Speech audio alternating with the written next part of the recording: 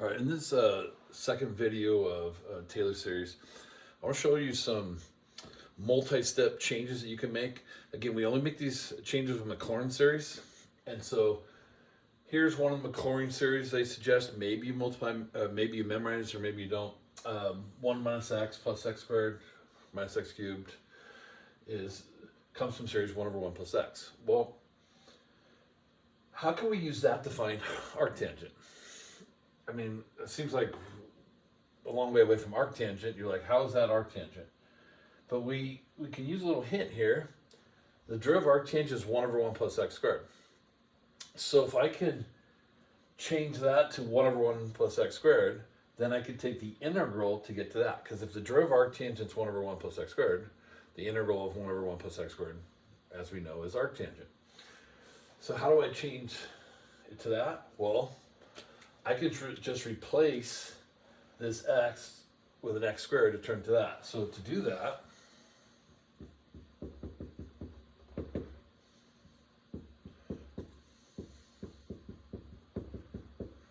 now you'll notice I'm replacing the x with an x squared. So there's no x here, so this stays 1.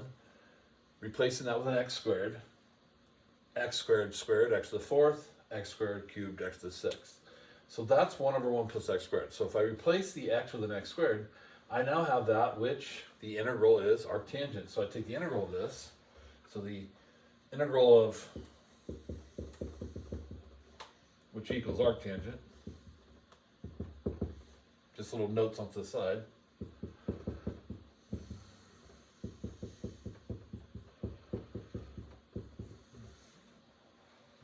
And there's the first 4 terms of arctangent, right? So that wasn't bad. It didn't take too long, but a lot of people would see here and go like, how do I get the arctangent from there? Well, how many steps is that, right? Now we could write the power series for it if we were asked to write. Sometimes we'll say write the first 3 or 4 terms and the general term.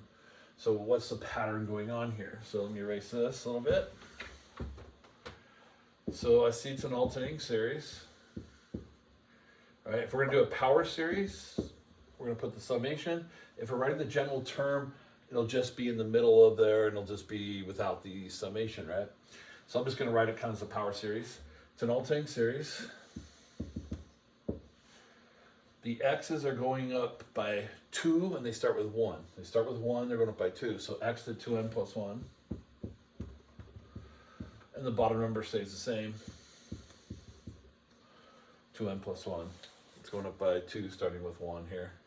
So that is a power series. So now I can jump ahead if I wanted to and plug in, 9 and find, turn way down there, So, but that's how you get arctangent from there. So let's look at this next problem. What's the integral of e to the negative x squared? I really like this problem because we don't take the integral of e to the negative x squared by hand. We don't have that ability because if we tried substitution, we're missing an x. So we would say, we called this in our notes before not possible.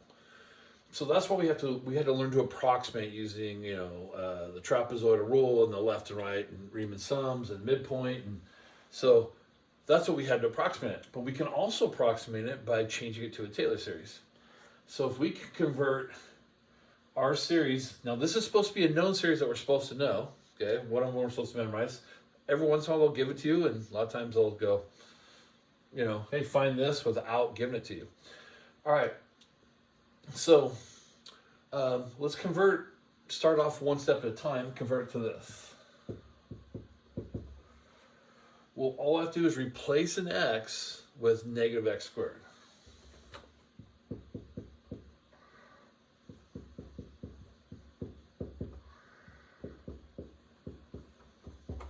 So let me explain where I got that from.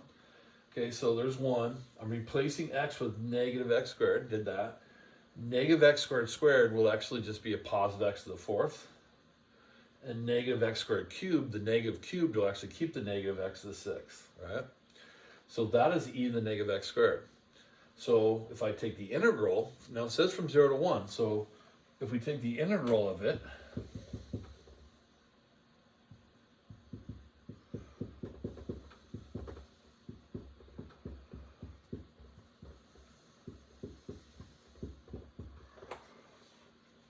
Now I just took the integral and I cleaned it up because I know I'm going to have to plug in numbers. So the integral of 1 is x cubed over 3, x to the 5th over 5 times 2 factorial, 5 times 2, 10. X to the 7th over 7 times 3 factorial, 6, 7 times 6, 42. So that's e to the negative square, but it's set from 0 to 1. So that's the integral from 0 to 1. So I can do those in the same step, just kind of say, hey, all that from 0 to 1. So we plug in 1.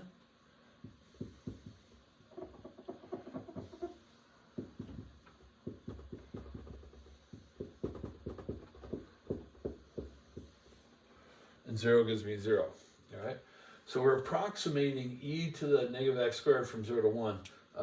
Did I write that down somewhere? I thought I was doing that. I was supposed to do that ahead of time. Oh, I think I have the actual value as 0.746 or something. So let's see what this gives us here. Not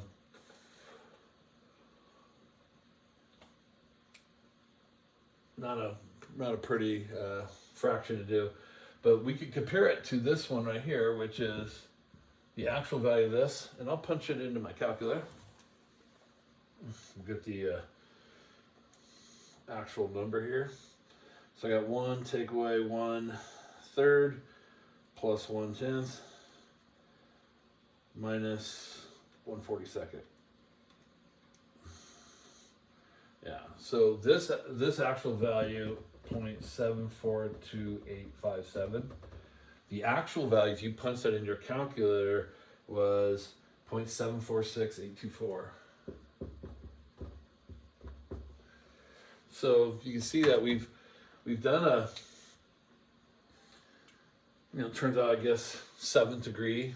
We only have 4 terms, and we're pretty accurate to the actual answer for this integral. So that's not bad. So we would actually have to do a little bit more terms, a few more terms, and probably get a little bit more accurate if we tried a couple more, okay?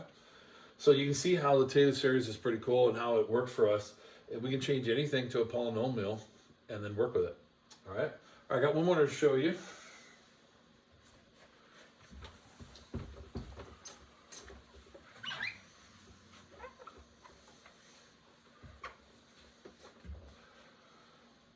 Leave my black pen.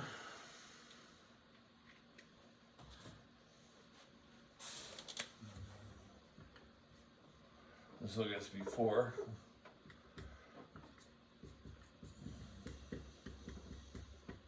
So it's 1 minus x to the 4th, 6 factorial.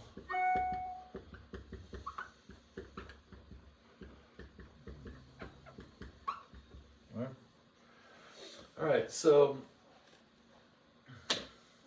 this is our series, and we want to write the series. I'll put it down here, x squared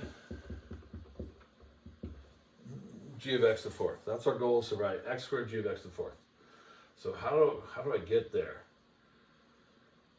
Well, this means replace inside g x to the 4th. So I could do that right off the bat and then multiply by x squared. So let's do that first. Replace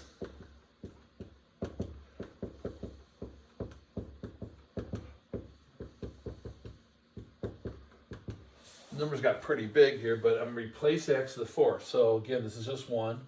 X to the 4th to the 4th, x to the 16th over 6 factorial, x to the 4th to the 8th, 32, and 4 times 12, 48. And then to get to here, I would just have to multiply by x squared. Just multiply.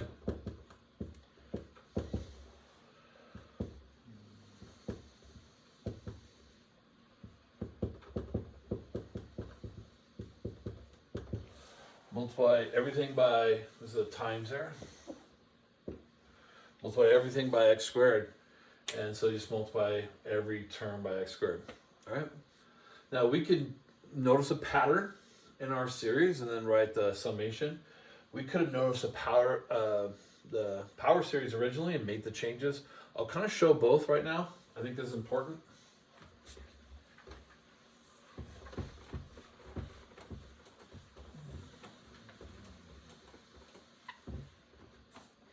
All right, so the actual power series, and I'll write it in black here from the original. Or I guess what we'll do is we'll just write the general term, okay? So I notice my x's are going up by 4, starting with 0. So, and it's an alternating series. So I get x to the 4m, because I'm going up by 4, starting with 0. So if I plug in 0, it's just the number 1. If I plug in 1, I get 4. 2, I get 8, and you see how it works. The bottom number, 18, 12, 6, you can kind of see a pattern here. The number 1 factorial and 0 factorial are both 1. So we don't know which one it is, but if you see the pattern 18, 12, 6, that would have to be 0 factorial. All right. So it's going up by 6's, starting with 0. So it's just 6n factorial.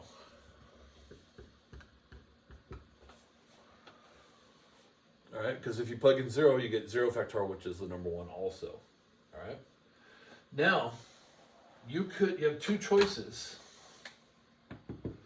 You can kind of look at this series and go, well, it's going up by 16s. So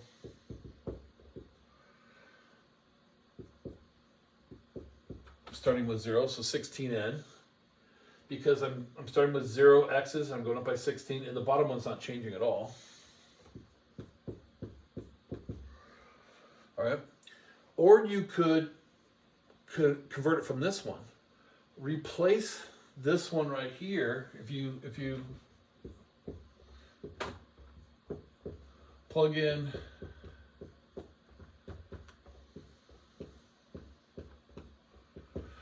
see if I plug in 4 x to the 4th in place of x, I get x to the 16 and I'll get this right away, right?